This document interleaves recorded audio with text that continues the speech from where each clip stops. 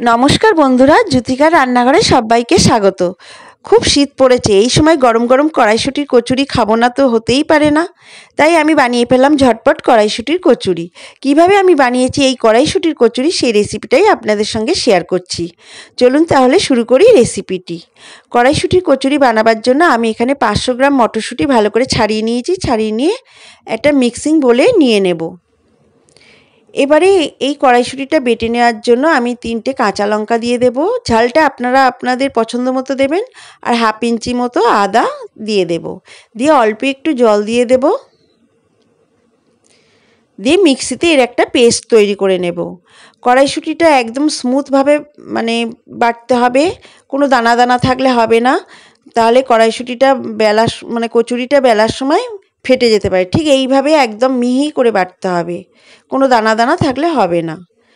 আমি মিহি করে বেটে নিয়েছি, এটা এক সাইডে রেখে দিয়েছি। এবার গ্যাসের ওপরে প্যান বসিয়ে প্যানে 1 চা চামচ ঘি দিয়ে দেব। ঘিটা দিয়ে ভালো করে একটু মেল্ট করে নেব। ঘিটা সম্পূর্ণ গলে গেলে এবার এখানে অল্প একটু হিং দিয়ে দেব, 1 পিঞ্চ মতো হিং দিয়ে দিয়েছি। আর অল্প একটু কালো জিরে দিয়ে দেব, সামান্য। দিয়ে এই দুটোকে একটু ভাজা ভাজা করে নেব। ভাজা ভাজা হয়ে গেলে এবারে বেটে রাখা কড়াইশুঁটিটা দিয়ে দেব। কড়াইশুঁটির পেস্টটা দিয়ে কচুরির পুরটা আমি রেডি করে নেব আগে। যেহেতু এতে একটু জল ভাব আছে, সেহেতু অনেকক্ষণ ধরে বেশ ধৈর্য সহকারে এটা রান্না করে নিতে হবে। একদম শুকনো করে নিতে হবে, জলটা না শুকানো পর্যন্ত। বেশ অনেক সময় ধরে এটাকে নাড়াচাড়া করতে হবে।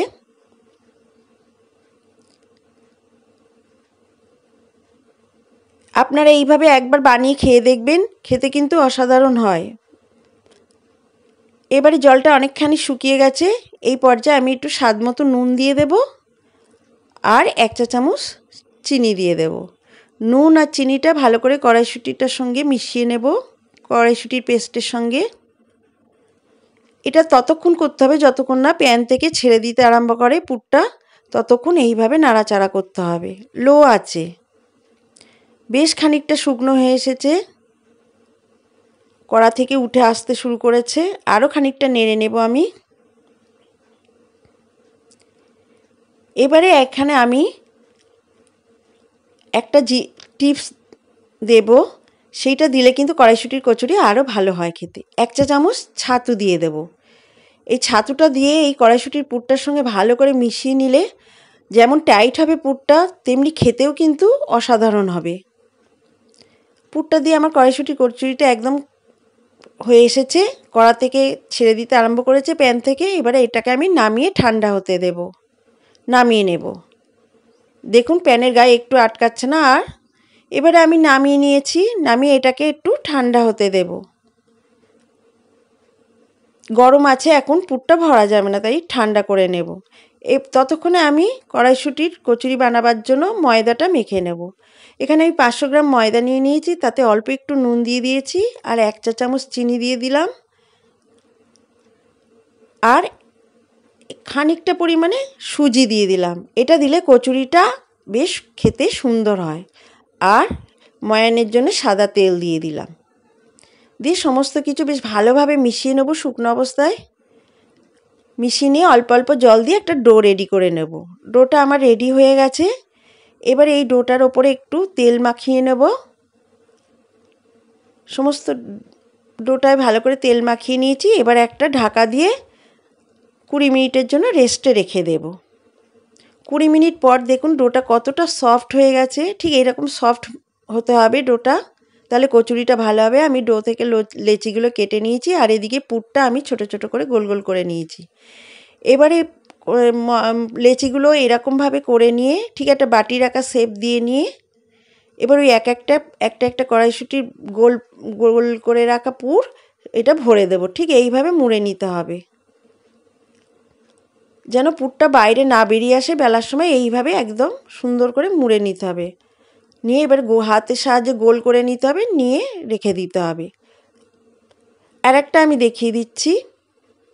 একটা ময়দার লেচি নিয়ে নেব, তাতে একটা করে এই কড়াইশুঁটির গোল গোল করে রাখা পুর নিয়ে নেব, নিয়ে এইভাবে ভরে ঠিক এইভাবে মুড়িয়ে ঘুরিয়ে নিতে হবে। ঘুরিয়ে নিয়ে এবার জানে হাতের সাহায্যে গোল করে নিতে হবে, যাতে পুরটা বেলার সময় বাইরে বেরিয়ে না আসে, সেইভাবে করে নিতে হবে। আমি সমস্ত লেচিগুলোতে পুর ভরে নিয়েছি, এইভাবে রেডি করে নিয়েছি। এবারে আমি একটা একটা করে বেলে নেব। এবারে অল্প একটু তেল দিয়ে আমি সমস্ত লেচিগুলো এইভাবে বেলে নিয়েছি। লেচিগুলো বেলার আগে হাত দিয়ে একটু করে এরকম চ্যাপটা করে দিতে হবে, ঠিক এইভাবে চ্যাপটা চ্যাপটা, যাতে ভেতরের পুরটা চারিদিকে ছড়িয়ে যায়। এবারে তারপরে হালকা করে বেলে নিতে হবে, ঠিক এইভাবে। আমি সবগুলো বেলে নিয়েছি। দেখুন পুরটা একটু বাইরে বেরোয়নি, এইভাবে বেলে নিতে হবে। এবারে কড়াইতে সাদা তেল দিয়ে তেলটা গরম হলে একটা একটা করে কচুরি ছেড়ে দেব, দিয়ে ওপরটা হালকা হালকা করে এরকম চাপ দেব, আর তেল দিয়ে ওপরটায় তেল ছিটিয়ে ছিটিয়ে দেবো। এরকম করে ঠিক দিলে সমস্ত কচুরিগুলোই ফুলে উঠবে। যেমন খাস্তা হবে তেমন ফুলকো ফুলকো হবে, দেখুন ঠিক এইভাবে। আর একটা ভেজে নিচ্ছি, ঠিক এইভাবে ভাজতে হবে। ওপরে একটু হালকা করে প্রেস করে তেলটা ছিটিয়ে ছিটিয়ে দিতে হবে, দিলে সমস্ত কচুরিগুলোই কিন্তু ফুলকো ফুলকো হবে। দেখুন আমার প্রত্যেকটা কচুরি কিন্তু সুন্দরভাবে ফুলছে। এইভাবে আপনারা বাড়িতে বানাবেন, খুব সুন্দর হয় খেতে। আমি এইভাবে সমস্ত কচুরিগুলো ভেজে নিয়েছি।